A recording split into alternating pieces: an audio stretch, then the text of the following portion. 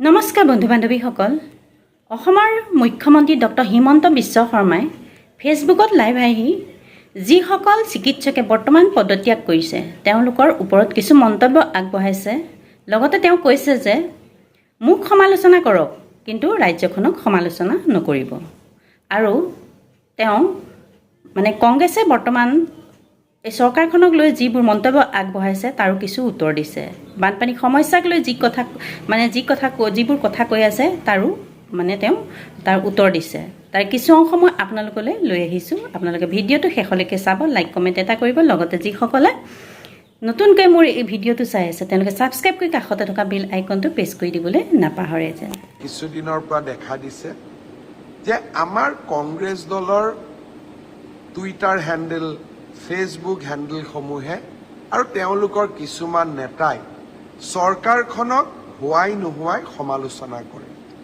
যোৱাকালি মই যেতিয়া ঝাৰখণ্ডত আছিলোঁ একাংশ লোকে অসমৰ ছ'চিয়েল মিডিয়াত হাহাকাৰ লগাই দিলে যে অসমৰ চৰকাৰী চিকিৎসালয়সমূহৰ পৰা দৰ্জনে ডক্টৰে পদত্যাগ কৰিছে একাংশ ইমানো ক'ব গ'লে যে গণ পদত্যাগ আৰম্ভ হ'ল মাছ ৰেজিগনেশ্যন আৰম্ভ হ'ল ময়ো বাতৰিটো পাই আচৰিত হ'লোঁ মই কালি একো মতা নাছিলোঁ গুৱাহাটীলৈ আহিয়ে মই স্বাস্থ্য বিভাগৰ বিষয়াসকলক মাতি আনিলোঁ মই ফেচবুক লাইভত যাম আপোনালোকে মোক কথাটো কি আছে অলপমান বুজাই কওক দৰাচলতে আমাৰ অসমত এইটো সত্য যে মেডিকেল কলেজৰ পৰা কিছু সংখ্যক ডক্টৰে প্ৰত্যেক বছৰত পদত্যাগ কৰে 2021 চনত মেডিকেল কলেজৰ পৰা 36 জন ডক্টৰে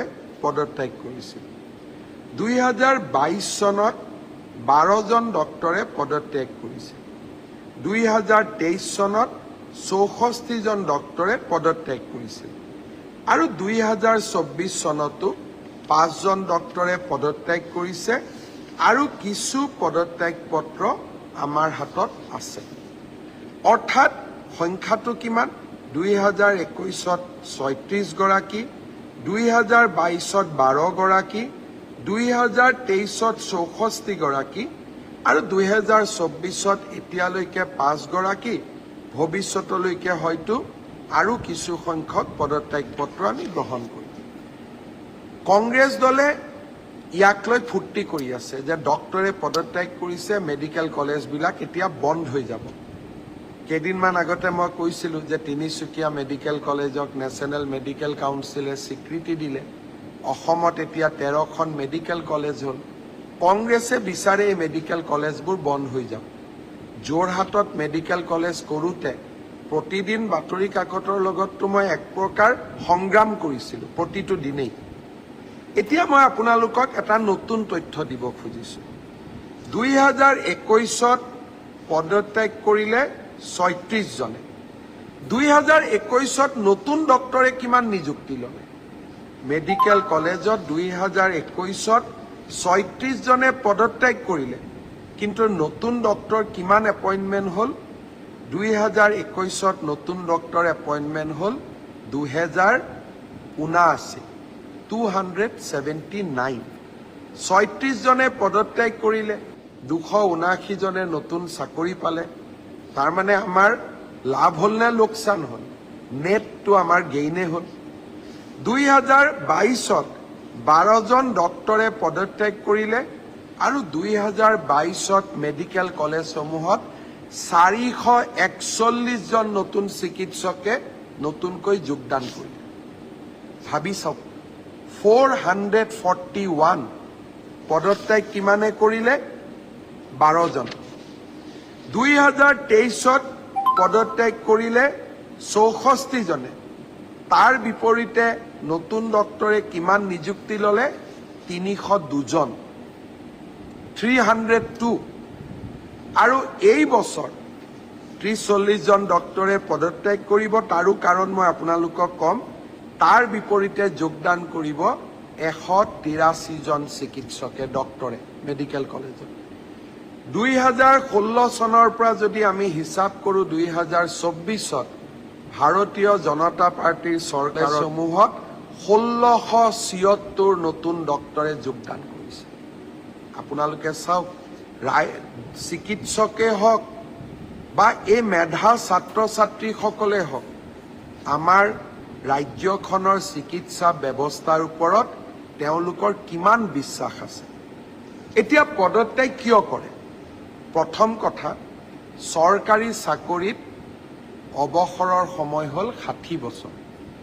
মেডিকেল কলেজবিলাকত আমি ৰিটায়াৰমেণ্টৰ সময় বঢ়াই লৈ গৈছোঁ 70 বছৰলৈকে।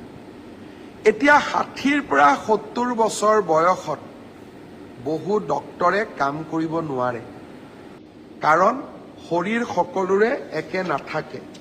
বহুকেইজন জ্যেষ্ঠ ডক্টৰে আমাক আহি কয় যে 60 বছৰলৈকেতো ছাৰ কাম কৰিলোঁ, এতিয়া পৰিয়ালৰ লগত থাকিম, অকণমান সময় দিওঁ, গতিকে এক্সটেনশ্যনটো আমাক নালাগে। তাৰমানে 70 বছৰলৈকে মই কাম কৰিব নোখোজোঁ। তেওঁলোকক আমিতো বিদায় দিব লাগিব, কাৰণ বেলেগ কৰ্মচাৰীয়েও 60 বছৰলৈকে কাম কৰে। ডক্টৰসকলক আমি 70 বছৰলৈ ৰাখোঁ, কিন্তু সকলোৰে স্বাস্থ্য একে নহয়। দ্বিতীয়তে কিয় পদত্যাগ কৰে? এজন কাৰ্ডিঅ'লজিৰ ডক্টৰ, তেওঁ মেডিকেল কলেজত কাৰ্ডিঅ'লজিত জইন কৰিছে। সময়ত তেওঁ DM কাৰ্ডিঅ'লজিৰ ছিট পালে। সকলো ল'ৰাই পঢ়িব খোজে। এজন ল'ৰাই চাৰ্জাৰীত আমাৰ তাতে চিকিৎসা কৰি আছে, প্ৰফেচাৰ হৈ আছে, এছিষ্টেণ্ট প্ৰফেচাৰ হৈ আছে। নিউৰ' চাৰ্জাৰীত তেওঁ ছিট পালে। পোষ্ট গ্ৰেজুৱেটৰ পিছত মেডিকেলত DM আৰু MCH পঢ়ে। আৰু ভাৰতৰ বিভিন্ন শিক্ষানুষ্ঠানত অসমীয়া ল'ৰা ছোৱালীবোৰ আজিকালি পঢ়িবলৈ যায়। আমি তেওঁলোকক কেনেকৈ মানা কৰিম? তৃতীয়তে, আমাৰ মাজত এনেকুৱাও ডক্টৰ আছে যিসকলে নাৰ্ছিং হোমত বেছি দৰমহা পায় কাৰণেও গভৰ্ণমেণ্ট মেডিকেল কলেজৰ পৰা পদত্যাগ কৰে, কিন্তু তাৰ বিপৰীতে যোগদানে কিমান কৰে? মই ভাল পালোহেঁতেন কংগ্ৰেছ দলে পদত্যাগ কৰা ডক্টৰৰ সংখ্যা ছ'চিয়েল মিডিয়াত যেতিয়া দিছিলে, তাৰ লগত নতুন কিমান ডক্টৰে যোগদান কৰিলে তাৰ বিষয়ে তেওঁলোকে সাহসেদি ক'ব লাগিছিল।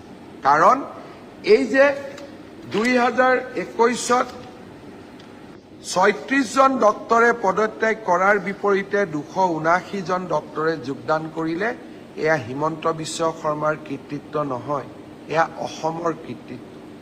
অসমত যে চাওঁতে চাওঁতে মেডিকেল কলেজ 3খনৰ পৰা 13খনলৈ বৃদ্ধি পালে, এয়া হিমন্ত বিশ্ব শৰ্মাৰ কৃতিত্ব নহয়, এয়া অসমৰ কৃতিত্ব। অসমৰ দুখীয়া 1500 ল'ৰাই, মধ্যবিত্ত 1500 ল'ৰাই আজি মেডিকেল কলেজ অসমত পঢ়িবলৈ সুবিধা পাইছে, এয়া হিমন্ত বিশ্ব শৰ্মাৰ কৃতিত্ব নহয়, এয়া অসমৰ কৃতিত্ব। হিমন্ত বিশ্ব শৰ্মাক সমালোচনা কৰক, কিন্তু হিমন্ত বিশ্ব শৰ্মাক সমালোচনা কৰিবলৈ যাওঁতে ৰাজ্যখনক সমালোচনা নকৰিব, আতংকৰ সৃষ্টি নকৰিব। আমি অসমখনক ভাৰতৰ সৰ্বশ্ৰেষ্ঠ ৰাজ্য কৰাৰ সংকল্প লৈছোঁ, আৰু এই সংকল্পত আৰু এই আকাংক্ষাক বাস্তৱত ৰূপায়ণৰ বাবে দিনে ৰাতিয়ে মই কাম কৰি থাকিম। মোক কোনেও তাত বাধা দি ৰাখিব নোৱাৰে। যোৱা পৰহি দিনাখন কংগ্ৰেছ দলৰ নেতা আহিছে, নাও লৈ চৰত ৰিলিফ দিব গৈছে। তেওঁলোকে নাজানে যে অসমৰ চৰত পানী সদায় থাকে। চৰত বাস কৰা লোকসকলে পানীৰ মাজত বাস কৰে। বানপানী ক'ত হয়? বানপানী মথাউৰিৰ কাষত হয়। চৰত বানপানী হয়, গৰাখহনীয়া হয়, কিন্তু প্ৰত্যেক বছৰটোৰ প্ৰত্যেক সময়তে সমস্যা থাকে। বানপানীৰ লগত সম্পৰ্ক নাই, বানপানী নাথাকিলেও চৰত পানী থাকে। নাও লৈ বিচাৰি বিচাৰি ৰিলিফ কেম্প বিচাৰিবলগীয়া হোৱাটো অসমৰ বাবে আন এক কৃতিত্ব। আপোনালোকে জানি আচৰিত হ'ব, 2004 চনত কংগ্ৰেছ চৰকাৰৰ দিনত অসমত 340টা মথাউৰি ভাঙিছিলে।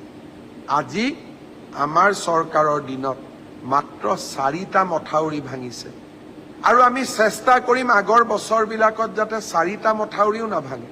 কিন্তু আজি মই কৃতিত্বৰে ক'ম যে 4টা মথাউৰিৰ ইতিমধ্যে আমি দুলীয়াজান সমষ্টিৰ মথাউৰিটো ইতিমধ্যে আমি জোৰা লগাই দিলোঁ, মথাউৰিও আমি জোৰা লগাই দিলোঁ। বানপানীৰ 10 দিন পিছত মথাউৰিক সম্পূৰ্ণভাৱে নিৰ্মাণ কৰি উলিওৱাৰ ই আগতে আমাৰ চৰকাৰৰ দিনতো সম্ভৱ হোৱা নাছিল, কংগ্ৰেছ চৰকাৰৰ দিনতো সম্ভৱ হোৱা নাছিল। অসম আগবাঢ়িছে আজি। অসমৰ ভৱিষ্যত আজি কোনেও ধৰি ৰাখিব নোৱাৰে। অসমে আকাশ চুব, তাক মই বিশ্বাস কৰোঁ। মই থাকোঁ বা নাথাকোঁ, অসমে আকাশ চুবই। কাৰণ আজি আমি এখন নতুন অসমৰ সৃষ্টি কৰিছোঁ, যিখন অসমত অসমৰ যুৱক যুৱতীয়ে মেধাৰ ভিত্তিত এপইণ্টমেণ্ট পায়, যিখন অসমত মেডিকেল কলেজ হয়, যিখন অসমত 1500 চিকিৎসকে মেডিকেল কলেজত চাকৰি যোগদান কৰে, যিখন অসমত 340টা মথাউৰি ভঙাৰ পৰিৱৰ্তে 4টালৈ হ্ৰাস কৰিব পৰা যায়।